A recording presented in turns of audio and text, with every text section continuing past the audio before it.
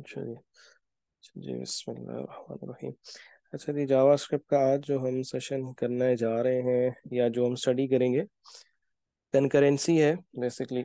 यानी कि कनकरेंटली आप काम पैरेलल जो काम जो है वो किए जा सके।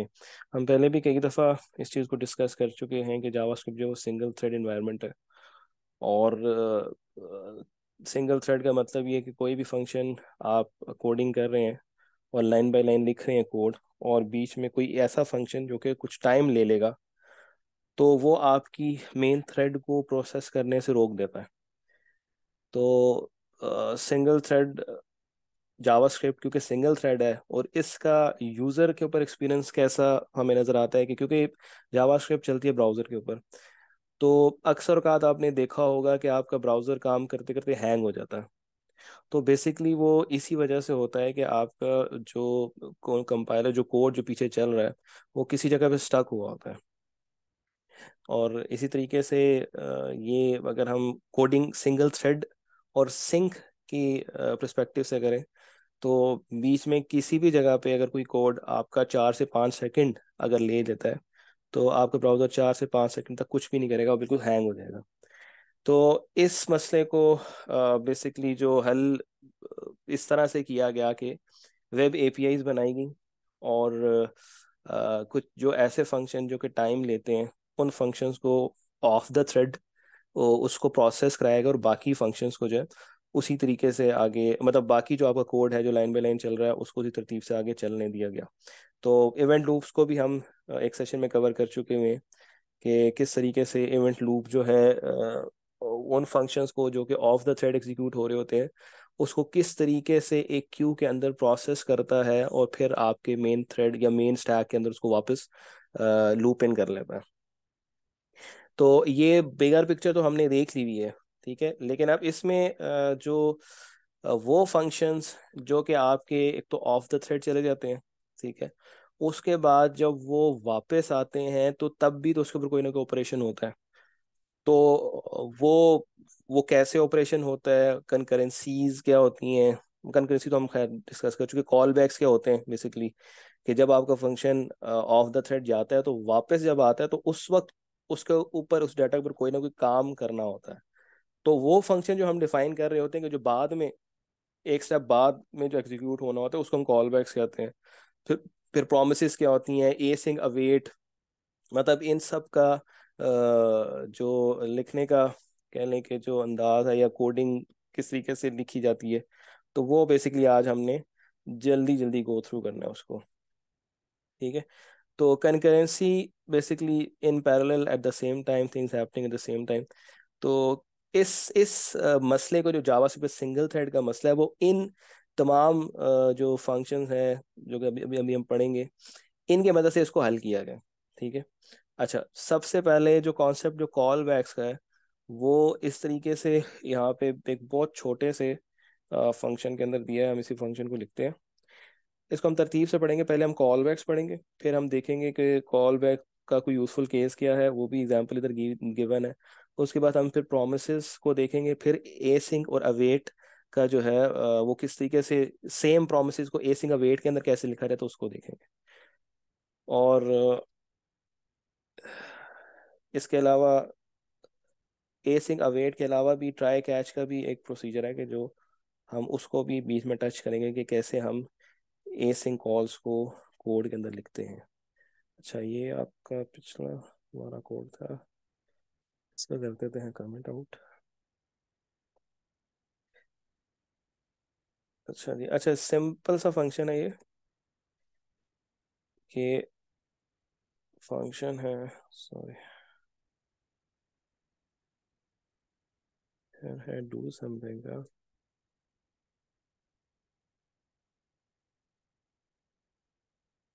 और इसको हम देखते हैं क्या है, और एक फंक्शन लिखते हैं हम नीचे से हाय, ठीक है। और उसके अंदर हम कंसोल लॉग हाई करा देते हैं, ठीक है। अच्छा, अब हम इस डू समथिंग को चलाएंगे, ठीक है, और इसके अंदर सिर्फ हम कंसोल करते हैं कुछ भी, डू समथिंग सिंपल। ठीक है, सही है। तो मैं अगर इसको करूँगा तो अभी चला डू समथिंग, ठीक है। लेकिन मैं अब ऐसा कुछ प्रोग्राम लिखना चाह रहा हूँ कि मैं चाह रहा हूँ कि एक फंक्शन चले उसके बाद दूसरा कुछ चले, ठीक है। मैं एक फंक्शन को कॉल करूँ उसके बाद कोई दूसरा फंक्शन कॉल हो, ठीक है। कॉल बैक वही होता है। कॉल बैक का कॉन्सेप्ट ये है कि एक सेट ऑफ इंस्ट्रक्शन चलें और उसके बाद वो दूसरा जो आप जिससे कॉल बैक के अंदर आपने पास कराया है वो बाद में चलें, ठीक है। तो आपको समझाने के लिए यहाँ पे हम एक आर्गुमेंट लेते हैं कॉल बैक, ठीक है। और फिर हम कॉल बैक को एज अ फंक्शन चलाते हैं, ठीक है। अब ये डू समथिंग कल हमने पढ़ा था फंक्शन, और उसके अंदर हम आर्गुमेंट कैसे पास करते हैं, और कल हम जो आर्गुमेंट पास कर रहे थे वो सिंपल आपके बल्कि वो सिंपल नंबर का था और वेरिएबल हम पास कर रहे थे बेसिकली। तो आज हम उस फंक्शन के अंदर बाकायदा एक पूरा फंक्शन पास कर रहे हैं, ठीक है, जिसमें मैं से हाई को पास करता हूँ, ठीक है। ये फंक्शन है, देखें डू समथिंग इसका एक आर्गुमेंट है, ठीक है। और वो जिस तरह मैंने इसको रन किया है तो वो argument basically as a function है, ठीक है। कॉल बैक का जो यहाँ पे आर्गुमेंट यूज हो रहा है वो एज अ फंक्शन है, तो हम यहाँ पे एक फंक्शन पास कर सकते हैं। और जैसे कि हमने ये फंक्शन लिखा हुआ है से हाई, मैंने इसको इसके अंदर पास किया तो इसने कोई एरर मुझे नहीं दिया, देख लेते हैं इसको भी। ठीक है जी। अच्छा, इसको लेट से हम इसको ऊपर कर लेते हैं, ठीक है, और इसको नीचे कर लेते हैं। सही हो गया। तो ये है जी बेसिकली कॉल बैक की एक एग्जांपल, कि मैंने ये फंक्शन रन किया, ठीक है। उसके अंदर मैंने एक और फंक्शन पास किया कि जब और उसको मैं कहीं भी कॉल कर सकता हूँ, ठीक है। तो जब ये सारे काम हो जाएं या इसके ऊपर जो भी प्लस माइनस होना है वो हो जाए, तो आखिर में फिर जो मैंने ये फंक्शन पास किया है एज अ कॉल बैक वो चल पड़े, ठीक है। तो इसने ऐसे ही किया कि इस फंक्शन को चलाया, पहले डू समथिंग को प्रिंट किया, और उसके बाद ये कॉल बैक क्योंकि इसके अंदर ये फंक्शन आया हुआ तो फिर इसने इस फंक्शन को कॉल किया और आपका हाई प्रिंट कर दिया, ठीक है। तो अब हम इसकी एक एग्जांपल देखते हैं कॉल बैक की, कि अगर एक रियल टाइम सिनेरियो हो तो उसमें हमें किस तरीके से हेल्प देता है। अब जैसे कि नीचे एग्जांपल दी हुई है कि ग्रेडिंग है बेसिकली, कि स्कोर, गेट ग्रेड, और स्कोर और जज, ठीक है। हम ऐसे करते हैं, इन फंक्शंस को इधर से उठाते हैं टू सेव टाइम, इसको करते हैं कमेंट आउट, ठीक है जी। एक फंक्शन है जज का, ठीक है। अच्छा, और इसके अंदर स्विच केस को यूज किया है, और मुझे कि यकीन है कि आप सबको स्विच केस का जो सेंटेक्स है उसमें उसका उसके अंडरस्टैंडिंग में मसला नहीं है, ठीक है। जज नाम का एक फंक्शन है, फिर एक फंक्शन है इसके अंदर, वैसे तो मुझे सब लिखना चाहिए, कोड्स के अंदर कॉपी पेस्ट जो है ना वो अच्छी आदत नहीं है, लेकिन जस्ट टू सेव टाइम।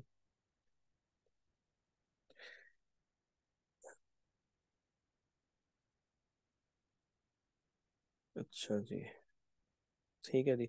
दो फंक्शंस हैं, ठीक है, एक जज और एक गेट ग्रेड, ठीक है। गेट ग्रेड फंक्शन के अंदर क्या है कि एक स्कोर पास करें और एक कॉल बैक पास करें, ठीक है।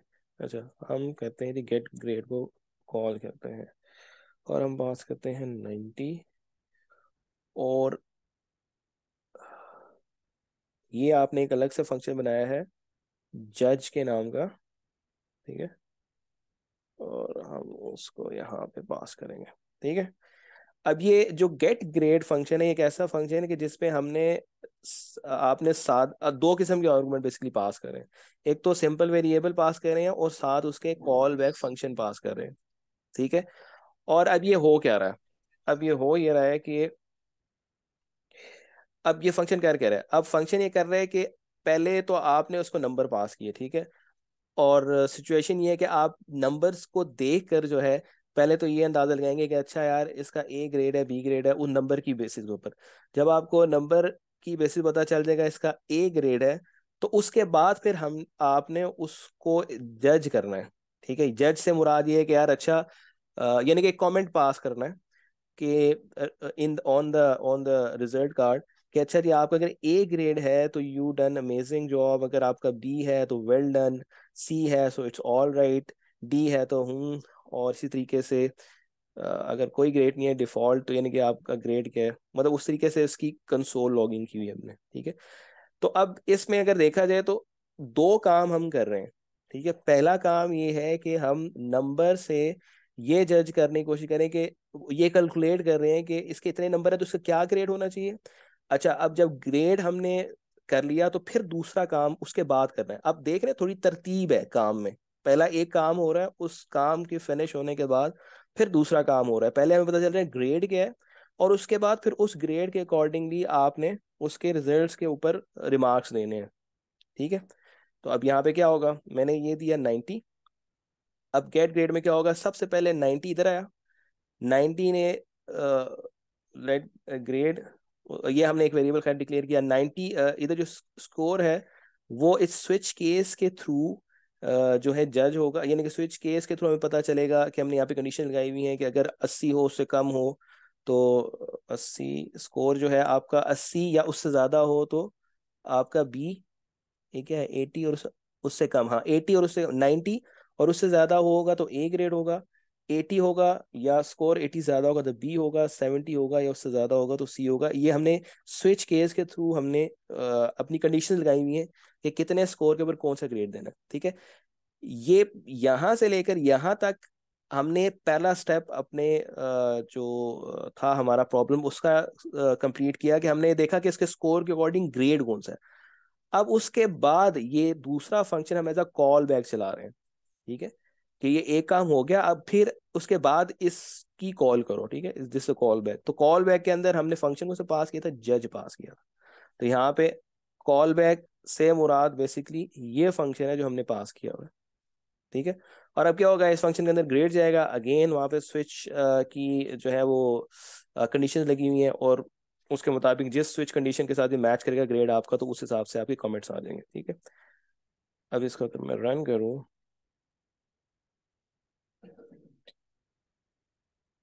Okay, you got an A, amazing.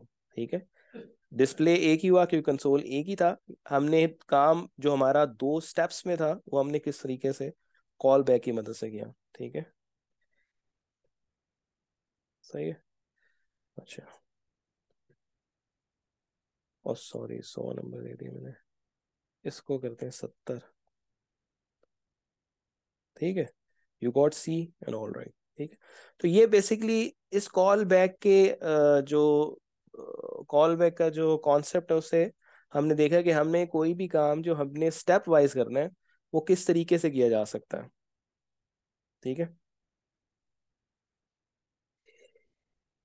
अब हम थोड़ा सा आगे मूव करते हैं। अच्छा, इस तरीके से आपके कुछ जावास्क्रिप्ट के इनबिल्ट फंक्शंस हैं, जिस तरह के सेट इंटरवल है या सेट टाइम आउट है, जो हमने वो पिछली एग्जांपल्स में भी ऑलरेडी हमने कई दफ़ा कर चुके हुए हैं। तो उसमें ये इस फंक्शन के भी दो आर्गुमेंट्स होते हैं। ठीक है, एक आर्गुमेंट आपके कॉल बैक फंक्शन का होता है, और दूसरा आर्गुमेंट जो है वो उस सेट टाइमर का होता है कि जितने टाइम के बाद आपका ये जो कॉल बैक फंक्शन है वो चले। ठीक है, तो ये हम ऑलरेडी कर चुके हैं, इसकी प्रैक्टिस आगे भी खैर आ जाएगा। अच्छा, अच्छा, इसके बाद एक कॉन्सेप्ट आता है प्रोमिसेस का।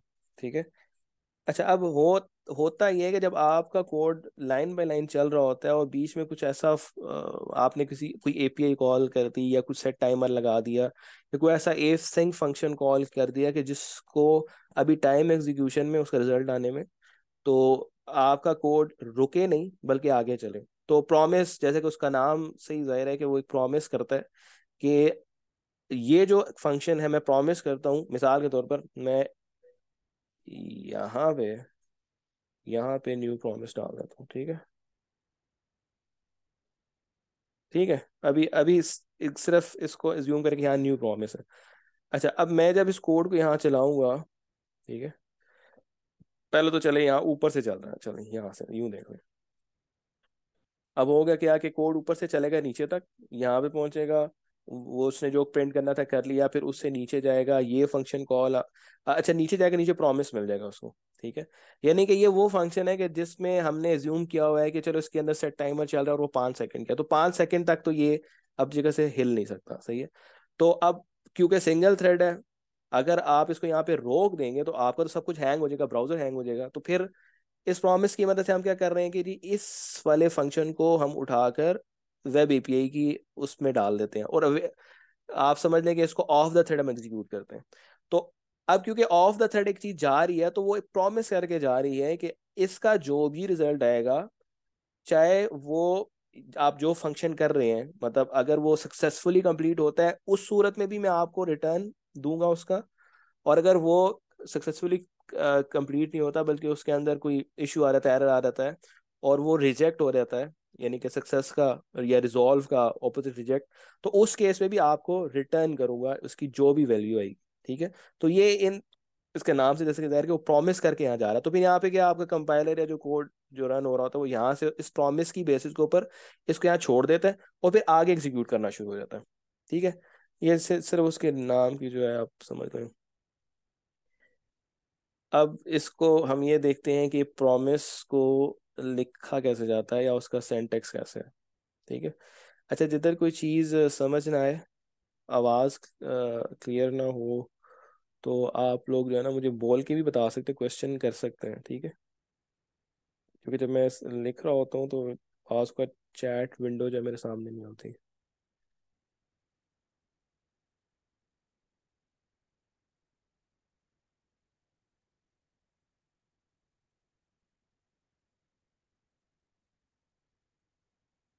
ये अभी तक तो क्लियर है ना चीज़ें, कोई बीच में इशू तो नहीं आ रहा, या अगर तेज़ हो तो वो भी बता दीजिएगा।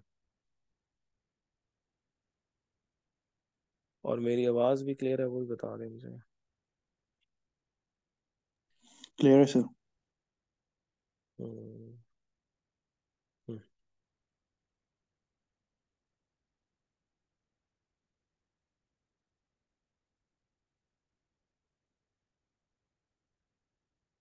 अच्छा।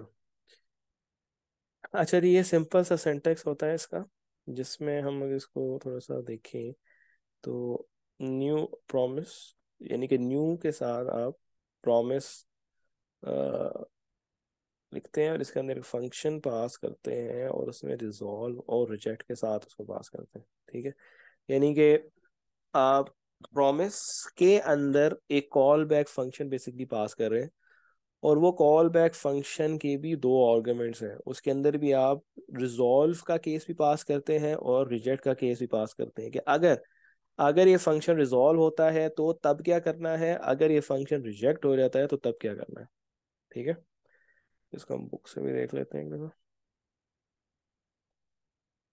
सो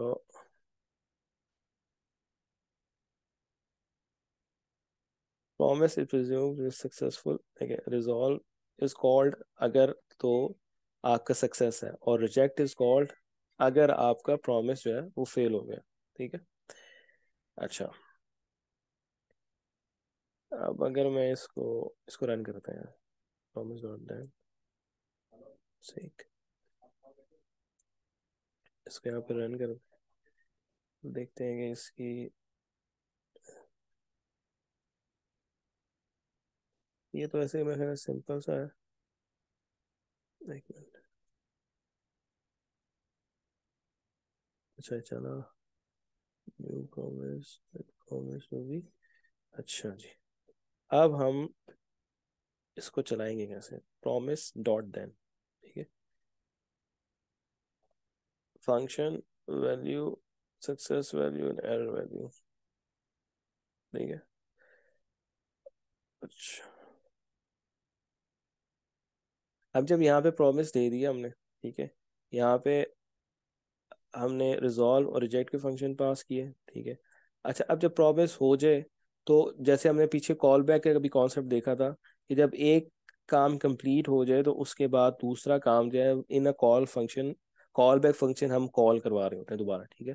तो प्रोमिसेस के अंदर ऐसे होता है कि प्रोमिस जब कंप्लीट हो जाए तो डॉट देन के इस डॉट देन के कीवर्ड से हम अगला स्टेप डिफाइन करते हैं कि उसके बाद क्या करना है, ठीक है। और इसके अंदर हमने अभी फिलहाल जो है दो फंक्शन दिए हुए, और उसमें एक के अंदर वैल्यू और एक के अंदर एरर जो है जस्ट पास कराया हुआ है, ठीक है। तो अब अगर इसको मैं इस तरीके से देखूं कि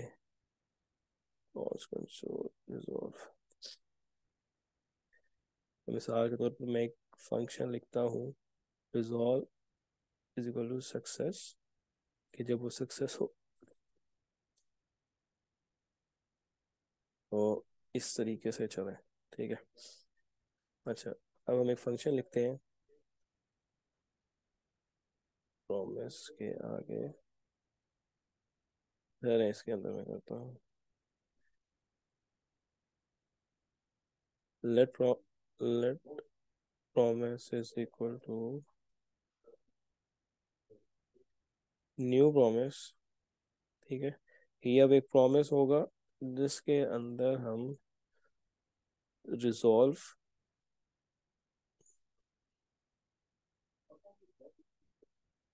और reject को पास करते हैं, ठीक है। और क्योंकि ये एक फंक्शन है कॉल बैक फंक्शन, इसके अंदर हम पास करते हैं प्रॉमिस के अंदर, ठीक है। और इसके अंदर हमने कहा कि ये रिजॉल्व, सॉरी, रिजॉल्व, और इसके अंदर मैं कह देता हूँ कि ये सक्सेस है मिसाल के तौर पर, यानी कि ये रिजॉल्व एग्जीक्यूट हुआ। तो अच्छा, उसके बाद क्या हो जी, उसके बाद ये हो कि देन, ठीक है, देन उसके अंदर, अच्छा देन के अंदर भी जो हमने काम करना है वो भी एक एज अ फंक्शन के तौर पे है। बेसिकली अगर मैं यहाँ पे वैल्यू लिख रहा हूँ, ठीक है, और कंसोल डॉट लॉग, वो जो वैल्यू यहाँ पे पास हुई, ठीक है, एंड आई रिटर्न हुई, ठीक है। सही है। अच्छा, अब ये लेट्स से इसको मैं थोड़ा थोड़ा सा चलाता हूँ, मुझे इसका सिंटैक्स थोड़ा सा क्लियर हो जाए।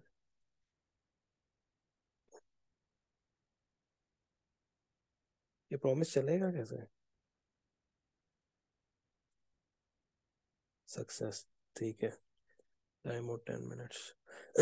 अच्छा, अब देखें हो क्या रहा है। अब ये मिसाल एक छोटी सी एग्जांपल है इसमें, और अब इस केस में हम कहते हैं कि आपका जो फंक्शन है ये सक्सेस ही होना है, ठीक है। अब हमने क्या किया, इस प्रॉमिस को रिप्रेजेंट किया न्यू प्रॉमिस के साथ, ठीक है। उसके अंदर हमने रिजॉल्व और रिजेक्ट पास कराया, ठीक है।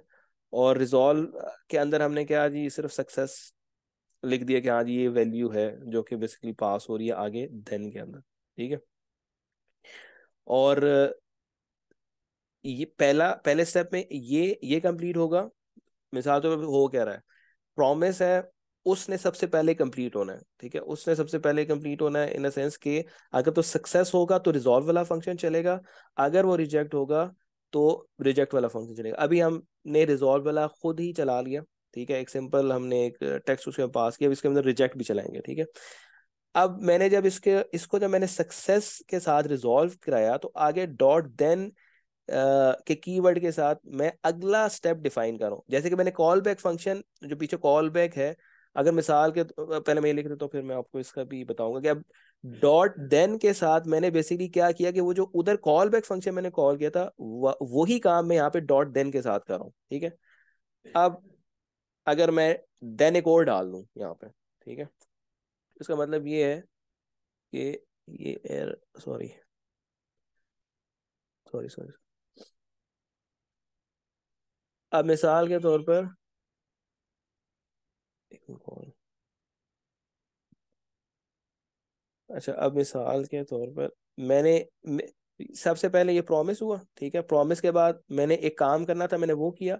उसके बाद मैंने एक और काम करना था, मैंने उसको फिर एक और देन के कीवर्ड के साथ अगला स्टेप डिफाइन कर दिया, ठीक है। और वो मैंने ये डिफाइन किया, ये कंसोल लॉग, और इसके अंदर मैंने कर दिया स्टार्टिंग। अच्छा, तो इसको थोड़ा सा मैं समझाता भी हूँ, ठीक है। ये जो रिजॉल्व है, इसके अंदर जो ये सक्सेस पास हो रहा है, ये डॉट देन के अंदर का जो फंक्शन है ना, जो कॉल बैक फंक्शन है बेसिकली, ये इसके अंदर ये वैल्यू मैं लिख रहा हूँ ना, इस आर्गुमेंट के अंदर ये पास हो रहा है, ठीक है।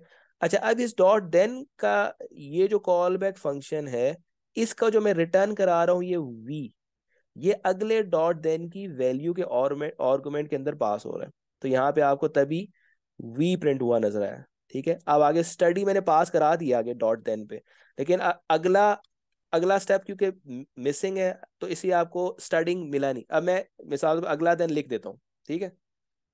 मैं कहता हूँ कि तीसरा स्टेप भी इसका फंक्शन का हो, और वो ये हो कि जो लास्ट वैल्यू हमने पास किया वो भी पास हो जाए। तो मैं उसको पास करा देता हूँ यहाँ पे, कंसोल डॉट लॉग और वैल्यू, ठीक है। सारे, ठीक है जी, कि ये सक्सेस एक कॉल बैक की में वैल्यू की सूरत में पास हो गया डॉट देन के अंदर, उसको मैंने प्रिंट करवा दिया। फिर जो मैंने ये रिटर्न करा रहा हूँ पहले देन का वी, वो अगले देन के, यानी कि ये उसका अगले का कॉल फंक्शन हो जाएगा, कॉल बैक हो जाएगा। तो उसके अंदर ये वैल्यू आ रही है, वो रिटर्न होगी फिर उसके अंदर। तो ये बेसिकली किया गया, ये बेसिकली हमने कॉल बैक्स ही लिखे हैं, ठीक है। यानी कि एक फंक्शन, उसके बाद एक कॉल बैक, फिर दूसरा कॉल बैक, फिर तीसरा कॉल बैक, ठीक है। अब इमेजिन करें कि जहां पे अब जिस तरीके से हमने ये काम किया था, एक कॉल बैक फंक्शन यहाँ पे लिखा, ठीक है। अब मुझे इस काम के बाद, इस काम के बाद अगर मैं चाहूं कि मैं एक और काम करना चाहूं यहाँ पे, तो मुझे इस फंक्शन के अंदर एक और कॉल बैक डालना पड़ेगा, ठीक है। और इसी तरीके से अगर चौथे स्टेप पे, मतलब मैं एक कॉल बैक यहाँ पे भी डाल देता हूँ लेट्स से, ठीक है। इसको भी मैं डाल दूंगा कॉल बैक, यानी कि ये पहले ये वाला काम मैंने पहले 2 स्टेप्स में किया था, मैं कहता हूँ इसको मैं 3 स्टेप्स में करना चाह रहा हूँ, तो मुझे कॉल बैक फंक्शन यहाँ पास करना पड़ेगा, ठीक है। और फिर मैं जब चाहूंगा कि मैं तीसरे स्टेप के बाद एक चौथा स्टेप भी करूँ, एक और कोई काम करूँ जो चौथे स्टेप को, तो फिर उससे मुझे क्या करना पड़ेगा कि लेट्स से इसके अंदर कोई वैल्यू पास की, तो इसके अंदर एक, अब ये जो फंक्शन मैंने डिफाइन किया है, मिसाल के तौर पर यहाँ पे कहीं फंक्शन होगा, उसके अंदर दोबारा मुझे एक कॉल बैक को पास करना पड़ेगा, ठीक है। ऐसे ये फंक्शन था, ठीक है। तो अब इस फंक्शन के अंदर मुझे फिर कॉल बैक को पास करना पड़ेगा। तो अब ये इसको बेसिकली कहते हैं कॉल बैक हेल्प, यानी फंक्शन के अंदर ही आपने अगला स्टेप जो है कॉल करना है। तो इस कॉल बैक को हल करने के लिए बेसिकली ये सिंटेक्स आया प्रोमिस का और डॉट देन का, ठीक है।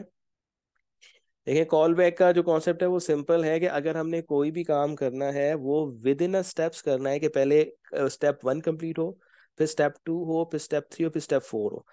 अब कॉल बैक के सेंटेक्स के अंदर हमने इसको कैसे अचीव किया, हमने इसको ऐसे अचीव किया कि सबसे पहले हमने एक बड़ा फंक्शन लिखा, ठीक है, जिसके अंदर हमने एक वैल्यू पास की और एक फंक्शन पास किया, ठीक है।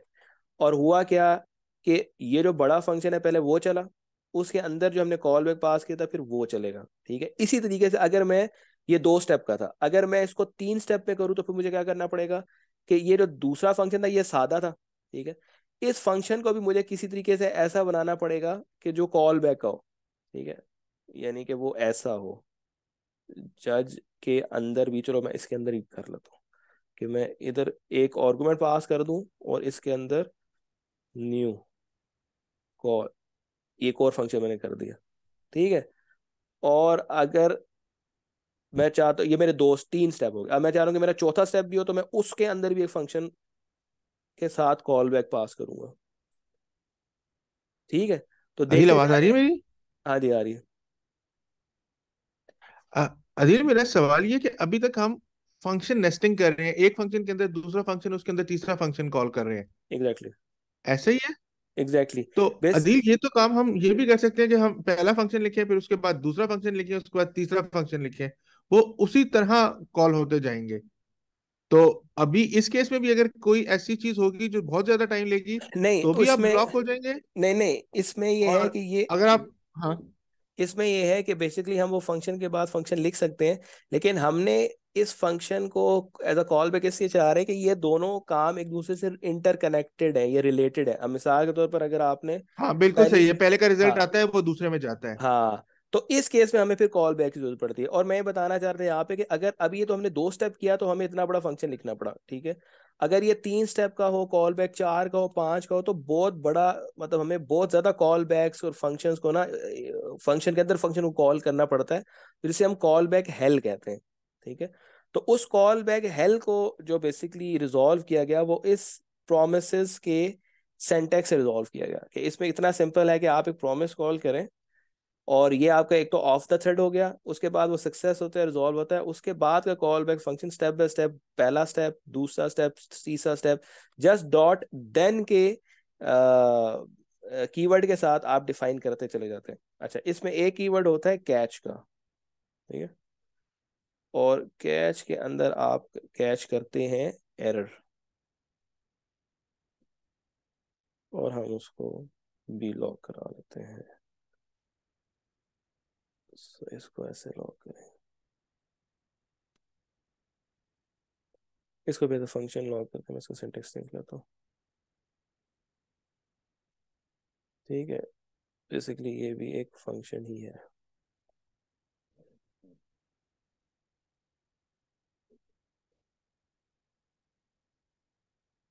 ठीक है। तो ये तो हमने देखा रिजॉल्व, ठीक है। अब मैं इसके आगे लिख देता हूँ रिजेक्ट, बोल लिख देता हूँ रिजेक्टेड, ठीक है। रिजॉल्व हटा देते हैं, अब देखते हैं क्या होता है।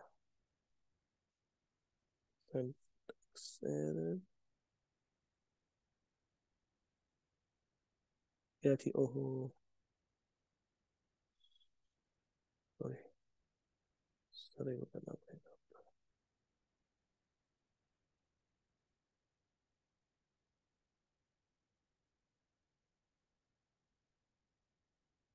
रिजेक्टेड, ठीक है। तो बेसिकली ये प्रॉमिस जब रिजॉल्व होता है तो आपको यहाँ पर दो हमने फंक्शन पास किए, एक रिजॉल्व एक रिजेक्ट, ठीक है। रिजॉल्व का हमने देखा कि उसका जो भी आपकी जो रिटर्न वैल्यू है वो डॉट देन के कॉल बैक फंक्शन के अंदर हमें मिलती है। और अगर आपका प्रॉमिस रिजेक्ट हो जाता है तो उस केस में जो भी रिटर्न वैल्यू है वो आपको डॉट कैच के कॉल बैक फंक्शन के